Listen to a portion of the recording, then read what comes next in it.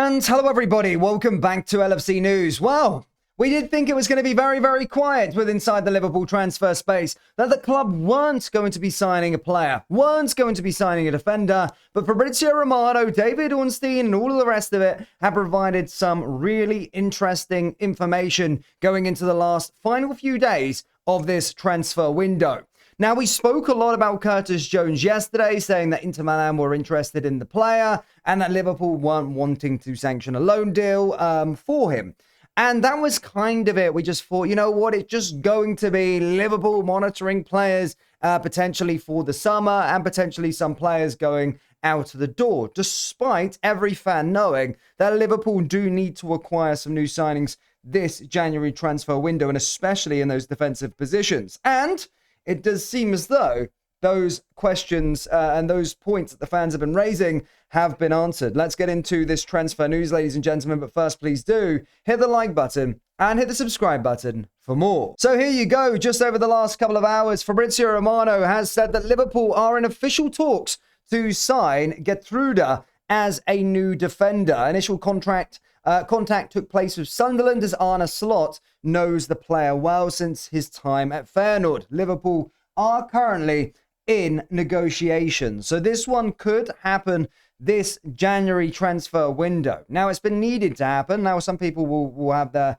reservations and potentially on Gertruda. However, he would probably be a good addition to our back line. Let's be perfectly honest, we've needed it, especially in that game against Bournemouth recently. I looked at the way we're so short at the back. You know, we've constantly got players filling in certain positions. I've seen Endo playing at centre-back one point. Dominic Szoboszlai, whilst he's very good, playing at right-back. We've seen it all. We need some defensive reinforcements, and it needed to happen in January. And it certainly looks like that could be the case with Fabrizio Romano's latest news on this. David Ornstein has also followed up on this as well, stated that negotiations are ongoing. So let's watch what happens over the next day and a half or so. In this section of the video, we will discuss our 5 biggest takeaways from our 4-1 thrashing of Newcastle last night.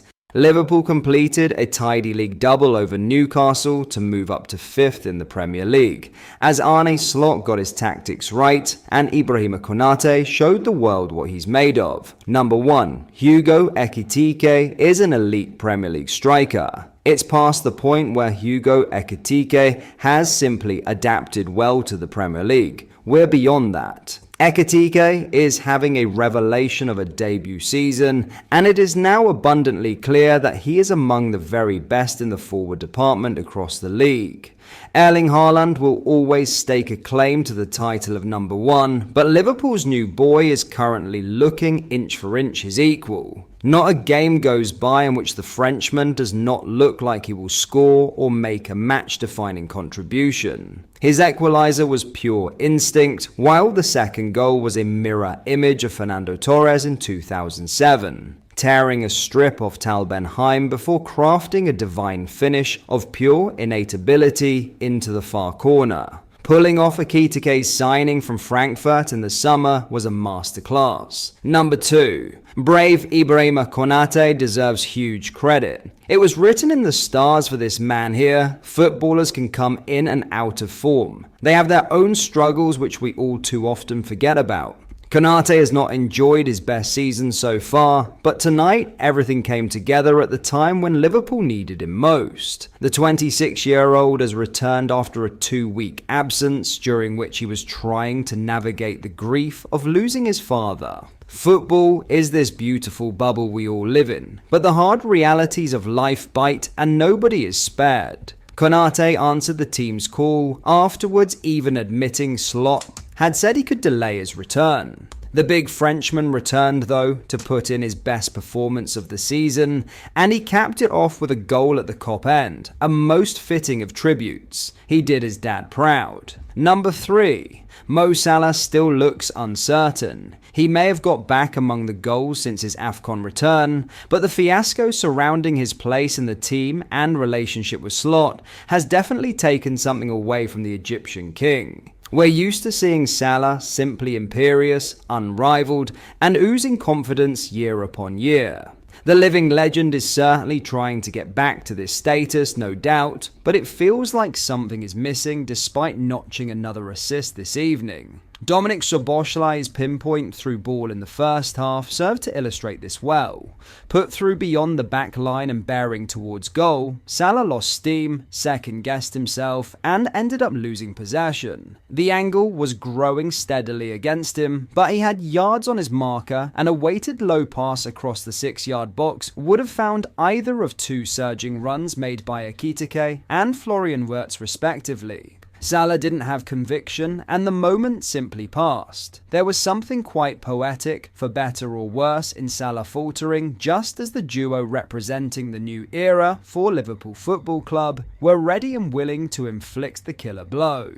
Number 4. Arne Slot got his team right. The manager knew it was crucial to build on the Qarabag demolition. It simply cannot become an ongoing trend for Liverpool to return from an impressive Champions League outing, only to be suffocated in the Premier League and pass up points. The opening stages of the contest did not bode well. Liverpool were happy to facilitate an end-to-end basketball-style contest while never looking completely confident in possession. As the fixture wore on, however, things thankfully clicked. Slot has been guilty of making questionable and sometimes senseless substitutions this season, but he got it right against Newcastle. Federico Chiesa brought impetus, Curtis Jones curbed the tempo, and, importantly, each of Wirtz, Ekitike and Salah did not have to go the distance. Number 5. Liverpool are still relying on magic. It's not uncommon for teams to finally find their stride after a moment of magic sparks during a match, but it's a little worrying how often the Reds seem to be heavily banking on this. Prior to Ekitike bursting into life, Liverpool did sadly seem their usual hesitant and wary selves,